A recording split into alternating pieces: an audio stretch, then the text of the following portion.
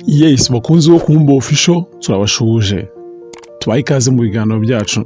Ugikanda kuri subscribe no kuri akantu kameze nk'inzogera warucuye kubiri no kuri ibiganiro byiza nk'ibi ngibi tubagezaho. Kuri uyu munsi wa none rero twagarutse kuri homemade. Uyu munsi ni special ku bakobwa n'abasore bakunda gutunga umusatsi.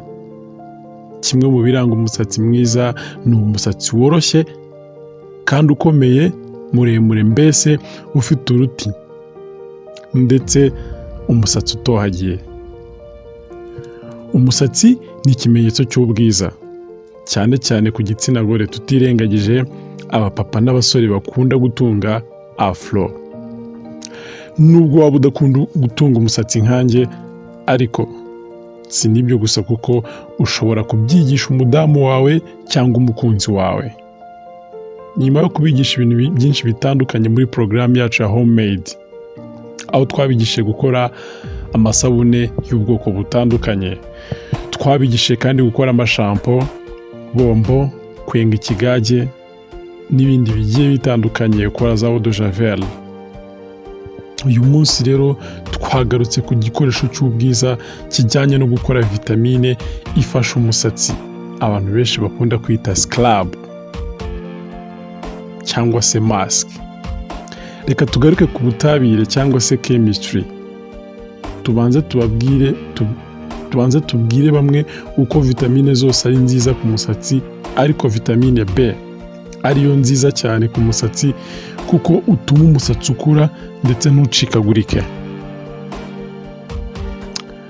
Rero ndabizi ko uyu munsi utari butinde, ariko dushimira kandi subscribe, dushimira udahwema kudukurikira no kuduha ibitekerezo bitandukanye. Murabizi neza ko kuri uyu munsi wa none twafunguye ibinyamakuru byacu bibiri, Kumumba Official na Homemade Rwanda. Byose binyuraho ibiganiro bimwe bijyanye na homemade, ariko umwihariko ku Kumumba Official ni uko tubanyurizaho amadokimentari agiye atandukanye, ariko cyane twibanda ku nyamaswa. Rero kuri uyu munsi wa none tudatinze, reka twihute na vitamine y'umusatsi ku bakobwa cyangwa se abandi bantu bakunda gutunga umusatsi, kugira ngo ujye bibafasha kugira umusatsi mwiza cyane. Ariko mbere ya byose reka mbanze nshimire muganga. Ni byiza ko ntago ndi bumvuga amazina, ariko iri somo muganga yabigizemo uruhare rukomeye cyane. Ni umuganga ukora kuri poste de santé, nashatse kuvuga izina, niyo wamfashije cyane cyane cyane cyane. Aravuga ngo uko byagenda kose mu nzira zose wanyuramo, hari ukuntu ushobora kwikora vitamine y'umusatsi kandi iri naturel, itavanzemo ibindi bintu, ku buryo kandi byoroheye umuntu wese aho yaba ari hose, ku buryo ashobora kwikorera vitamine y'umusatsi. Rero muganga ndagushimiye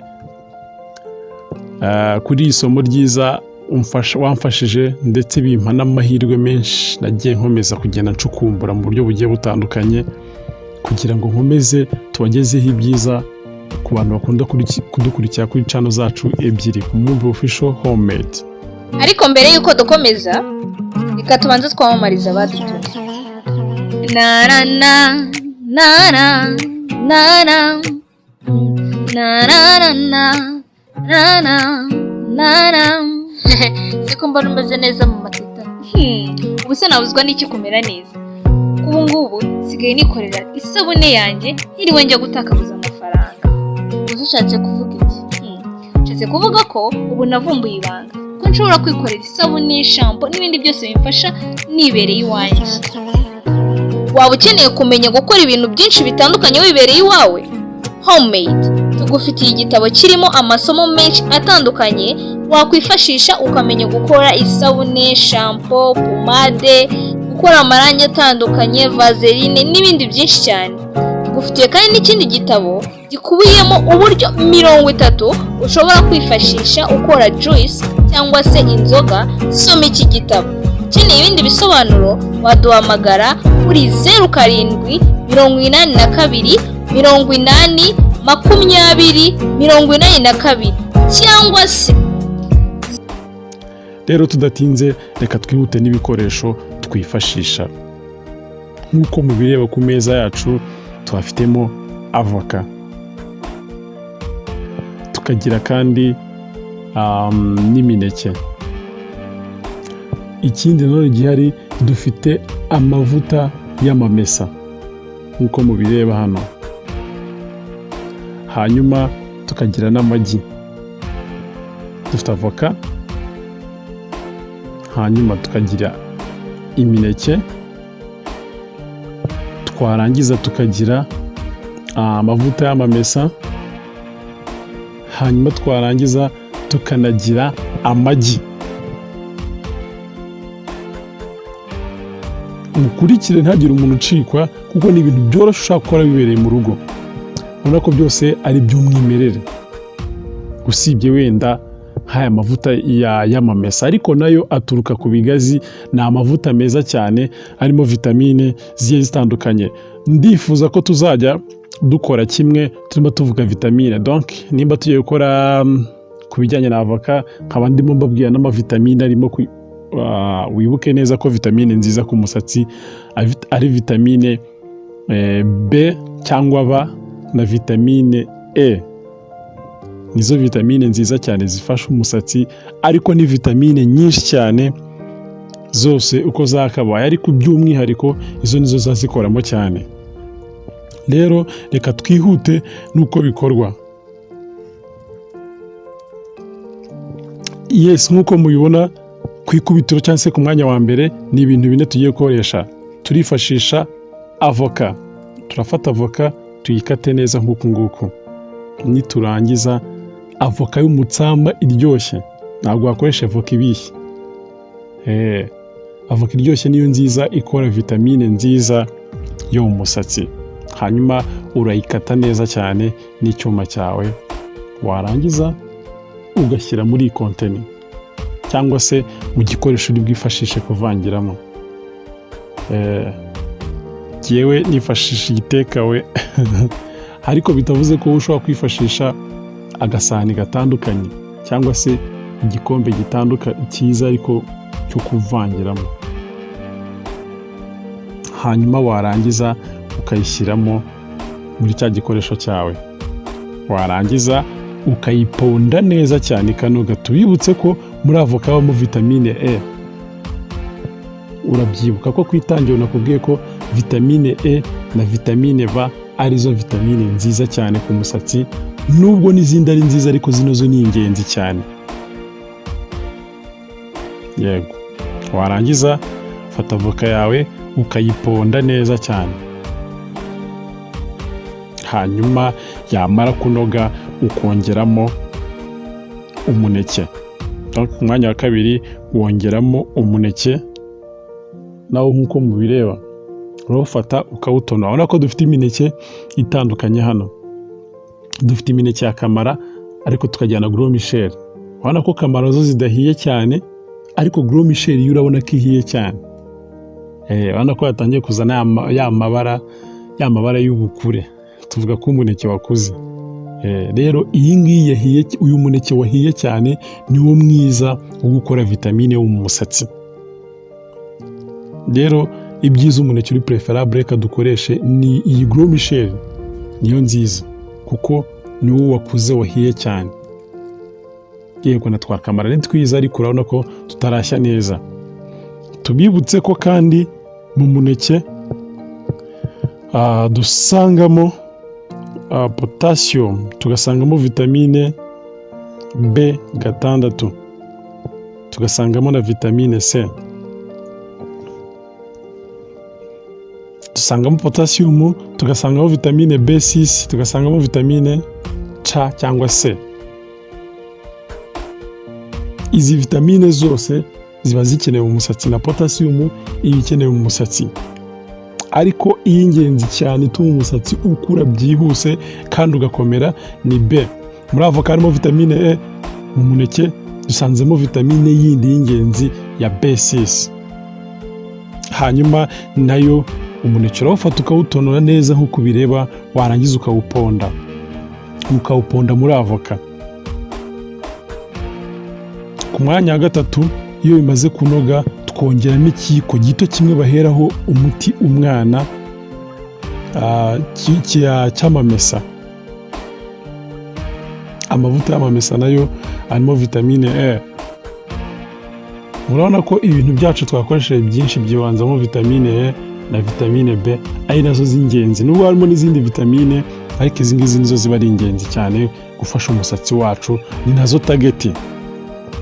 Rero twarangiza tugashyiramo kano kayiko gato cyane duheraho umuti umwana k'amavuta y'amamesa cyangwa se ari amavuta aturuka ku bigazi. Aya mavuta akenshi akunda guturuka za Kongo na za Burundi, niho ibihugu nibyo byibanze usanga cyane bikunda gukamura amavuta y'amamesa. Hanyuma ubwo ni ukuvuga ngo tumaze gufata avoka, twongeramo umuneke, twongeramo kariya kayiko gato k'amavuta y'amamesa, kandi twabibukije ko zose n'ubundi zirishe muri vitamine E na B. Hanyuma iyo umaze kuvanga neza cyane nk'uko ubona ko amavuta yamaze kwivanga n'umuneke na avoka, duhita twongeramo ikindi cya nyuma cy'ingenzi cyane.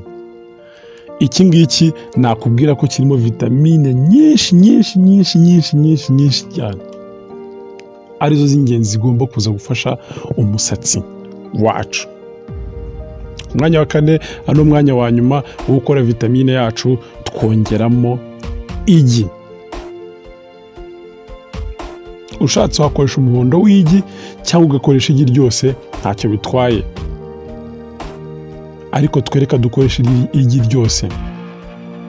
Yego, ntacyo bitwaye rwose, nubwo harimo bakunda gushyiramo umuhondo w'igi, kuko kenshi na kenshi n'uwo wiganjemo ari amavitamine cyane, ariko ntacyo bitwaye, reka turikoreshe ryose. Twakoresha igi ry'irinyarwanda kuko iryo gi riba rifite amavitamine menshi cyane. Urabizi neza ko amagi y'amanyarwanda arangwa no kugira ibara ry'umweru, kandi amenshi akaba atari amagi manini cyane, mu gihe amagi y'amazungu uzasanga bayenda gutukura. Ariko twebwe twakoresheje igi ry'irinyarwanda. Warangiza igi ryawe ukarimena neza cyane, warangiza ukaryongera muri ya mvange yacu. Donc ni ibintu bine: ni avoka, ni umuneke, ni ikiyiko cy'amamesa, warangiza ukongeramo igi ry'irinyarwanda. Warangiza reka tuvange kugira ngo dukore vitamine yacu neza cyane. Tubibutse ko igi mu igi habamo vitamine A-D-K. Harimo vitamine A, harimo vitamine D, harimo vitamine E, harimo vitamine K, harimo vitamine B1, harimo rimwe cyangwa B1, B2, B5, B6, B9 na B12.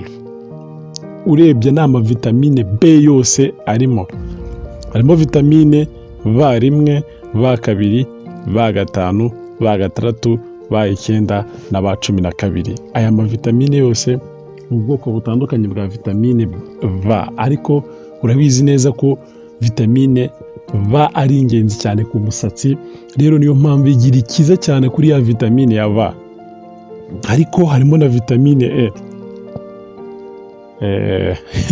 Abize biology barabizi, tugira amoko abiri y'amavitamine, vitamine A-D-K na vitamine zindi. Ntabwo dushaka kubijyamo by'ingenzi, cyangwa no kumenya ko igira ikize cyane ku mavitamine. Nukenera kumenya ibijyanye n'amavitamine, uzatwandikire muri comment tuyakuvire muzingo. Somo ryiza cyane. Warangiza iyo umaze urabona ko iyo tumaze kuvanga neza byanoze, hanyuma iyo umaze kuvanga igi ryawe neza cyane, vitamine iba yabonetse. Nkuko mwabibonye, ntago ari vitamine imwe, ahubwo ni uruhurirane rw'amavitamine menshi, kandi vitamine zose umusatsi uba uzikeneye. Rero twihuse, reka twihute n'uburyo ki uzakoresha vitamine yawe. Ariko mbere y'ibindi byose, fata umusatsi wawe ubanze uwufuremo cyangwa uwumesemo. Ufite shampoo wayikoresha, ariko utanayifite wakoresha isabune yawe isanzwe, kuko ntabwo ari umuntu wese ushobora kubona shampoo. tubibutse neza ko iyi porogaramu yacu tuyita ngo ni porogaramu ya homemade, bya bintu ushobora kwikorera mu rugo nyamara hari ibicuruzwa bigura amafaranga y'umurengera, ariko twe tugahindukira tukabikwigisha mu rugo uburyo ushobora kubyikorera ku mafaranga make cyane, guturuka ku rugo rwifashije n'urugo rutifashije. Buri muntu wese ni umuntu wese wabona umuneke, ni umuntu wese wabona igi, ni umuntu wese wabona avoka, ni umuntu wese wabona amamesa. Ni ibintu byoroshye cyane kandi ubwiza ukuri, ntago kubyibuha cyangwa se gusa neza k'umusatsi bisaba urugo rwiza cyangwa se ubushobozi n'ibindi bitandukanye. Aka ni akantu ushobora kwikora wibereye mu rugo, nyamara uretse nshaka kuzabereka ubundi buryo dushobora kuzakora vitamine ko dukoresheje ibikoresho biteye imbere bihenze, ariko kuri uyu munsi wa none nashatse ko tugendera ku bikoresho byacu biboneka hano iwacu mu cyaro n'ahandi hatandukanye no mu mijyi, buri muntu wese ashobora kugeraho. Yego, fata umusatsi wawe ubanze ufuremo cyangwa umesemo, ufite shampo ntacyo wayikoresha cyangwa se agasabune, nurangiza wumutsemo, hanyuma ucemo imirongo ukoresheje igisokozo wenda, hanyuma sigamo vitamine yawe cyangwa scrub yawe muri ya mirongo wagiye ukoresheje igisokozo, nurangiza ufunge n'agatambaro keza cyane, cyangwa se nushaka ushyiremo ingofero.